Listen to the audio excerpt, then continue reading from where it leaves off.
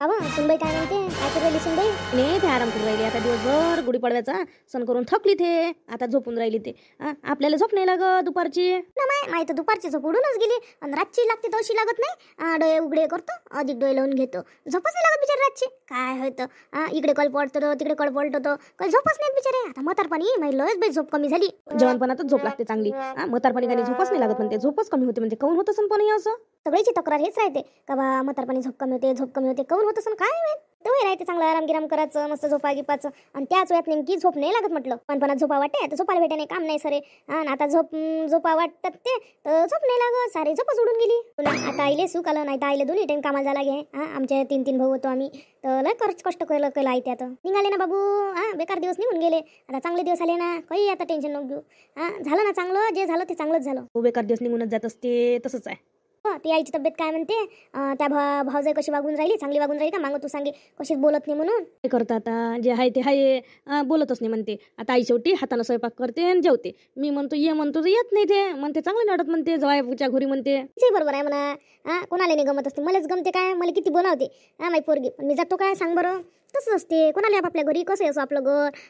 बंगल्यात राहिले नाही आवडत, पण आपल्याच घरी गमते कोणाला.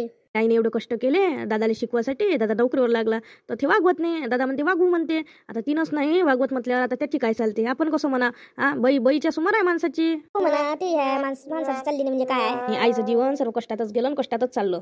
नाही ना, 2 महिना लय लय कष्ट केले म्हणते. आई म्हटलं तिच्या पुराला वागवते. म्हणते तिथे अशी वागली तर काय म्हणते, नातू येते म्हणजे घासातला घास त्या लेकराईले. मी म्हणतो असतो का आई ते तर त्यासोबत काहीच चांगले राहत, लाडू दे ना तिच्या लेकराईला. तिले नाही म्हणते, आपण वागवाच लागते म्हणते, जाऊ दे ना म्हणते, आपली नातू म्हणते. ते तिच्यासाठी काय त्याचा राग करायचा का म्हणते आपण आपल्या नातवाचा. हो, ते कशी वागली तर नातवायचं आजी येतच असते. हो बाई बरोबर आहे. कशी तुझी आई तिले दूर करून बरोबर आहे ना. नातवायला जीव नातू लागूनच ना तिले. लेकरं तिच्यासारखे होते का मतलबी तर काय नाही असं नसते. ते मतलबी आमका लेकरं मतलबी निघन काय नाही. लेकरायला सभा असते काय काचा, एखादी जण पाहिजे होते आईले वागवंत.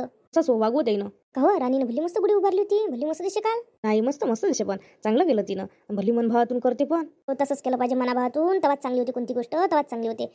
तशी पोरगी चांगली आहे. भाऊजाई किती बोले हो बाई तिले, म्या पाहिलं ना, मला तर राग झालता तिचा. असं बोलावं काय. करा लागून तिच्या आईले फोन. कसं वाटते, चांगलं नाही वाटत ना. आपण कसाच फोन नाही केला, लग्न झालं त्यापासून राणी बोलते, आपणही बोला लागन ना, आपली ते समजी होई ना. हो, मी करून तिच्या बाबाले फोन, कसं आहे काय आहे विचारास लागन ना आपल्याला. हो, मला राणी सांगे वहिनीले नेऊन दिलं म्हणे दादानं तिच्यावाल्या. आणलं नाही का आधी काही. काय विचारतो नवीन पोरगी, तिला काय विचारा. आता विचारता तुम्ही, मी नाही विचारत बाई, मला नाही चांगलं वाटत अशा गोष्टी विचारणं. हे बरोबर आहे, तिवाला काही विचारावं नाही सांगितलं तर आहे का. हे बरोबर आहे तिवाला. मी काय म्हणतो, विचारजो तिले म्हणा, आई तू विचारजो वहिनीले आणलं का घेऊन यायला म्हणा. तुले भली पण तिच्याली मदत झाली पण राणीची. नाही तर सणाच दिवशी तर तू बस दिवसभर तुला काम नाही सरे.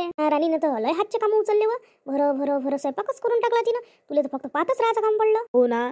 मला कामच नाही जास्त करायला लागलं ना काल.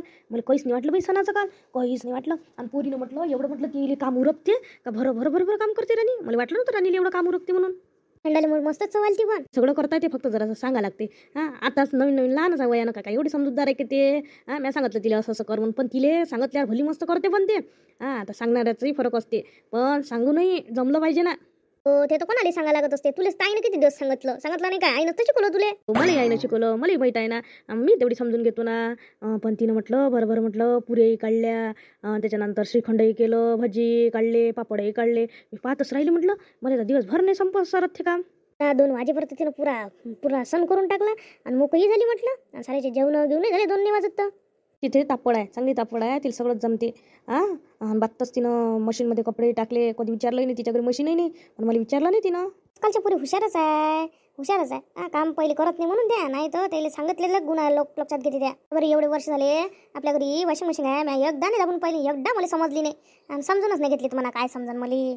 हो तसंच आहे, ते समजून घेतलं म्हणून तिला लवकर समजलं. तुम्ही जर समजून घेतलं तुम्हालाही समजते. तुम्ही एवढ्या जणी आहे तर काही कामच नाही पडत तिला, आतापर्यंतच नाही पडलं, आता काय काम पडते तिले. आणि पडलं तर इथे काही त्यानं त्याच्यात धुत नाही, कपडे हातानं धुत इथे.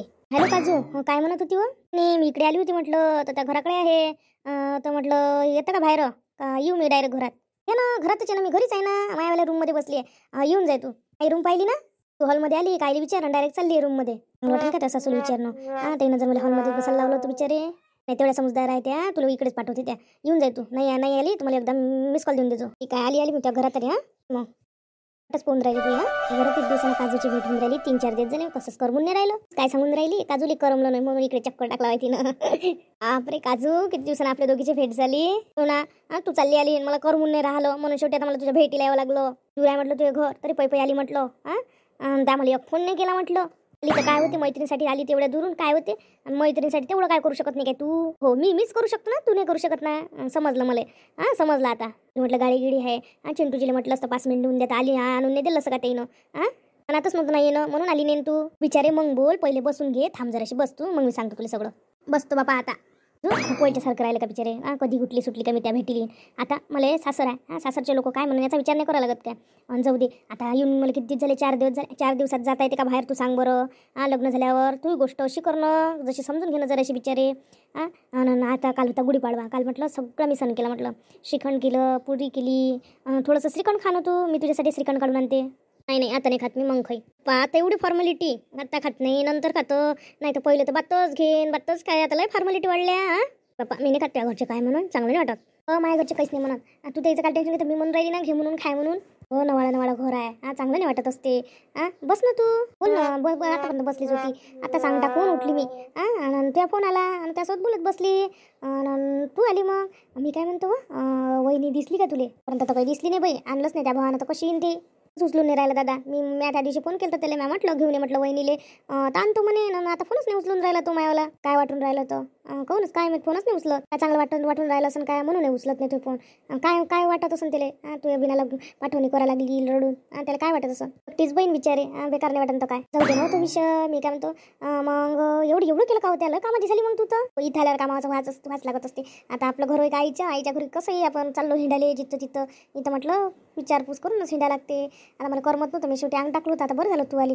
आता तेवढंच माझ्या 2-4 घंटे चालले जाते 2-3 घंटे बस आता तू मला गमते अर्धा तास बसून मी त्या घरचे काय म्हणत घरचे काहीच म्हणत नाही तू काही टेन्शन घेऊ नको बापरे राणीची मैत्रीण वाटते काजू हो काजूच आहे ना तुम्ही ओळखलं पण मला आहे ना ओळखून नाही तर काय आता 2-4 डाफायला ओळखत नसते काय तू माझ्या सुनीची मैत्रीण होय ओळखणार नाही का बिचारे तुझ्या स्वर्गात होती ना तू आता ओळखणार नाही तर काय जरासं श्रीखंड घे ना बाई एवढ्या वेळची बाई राणी बस गोष्टी सांगून राहील तिलुलीचं श्रीखंड गिखंड द्यायला लागत होतं करा तुम्ही गोष्टी मी आणतो तुमच्या त्या दोघीसाठी श्रीखंड नाही आताच नाही का मग खाई घेजो मग पण घेजो पण नक्की नाही तर चालली जशी तशीच मी काय म्हणतो मला आईनं सांगितलं तिची मैत्रीण आली मी म्हटलं काजूच असन बा तू भेटीला आली इले काही करमे नाही आतापर्यंत तिनं अंगच टाकलं होतं आणि करमते काय एकटीले आणि दिवसभर चिंटू जाते दुकानात तिलेच काय करमते आमच्यासोबत बोलून काय बोलून ते येत जा मंदी तिले भेटीले हो येत जाईन ना मी मग तुम्ही दोघी गोष्टी मी जातो तिकडे तुझी सासू मस्त आहे हो बाई पाय बरं एखादी सासू येऊन बसली ती गोष्टी ऐकाले ना बसल्या चालल्या गेल्या आपल्या दोघीले बसा म्हणते करा म्हणे गोष्टी सासूचं काही टेन्शन नाही वाटत तशा आजी जराशा ट्रिक वाटते मला रस्ते थोड्याशा लक्ष ठेवते त्या मला भीती वाटते त्यांची जराशी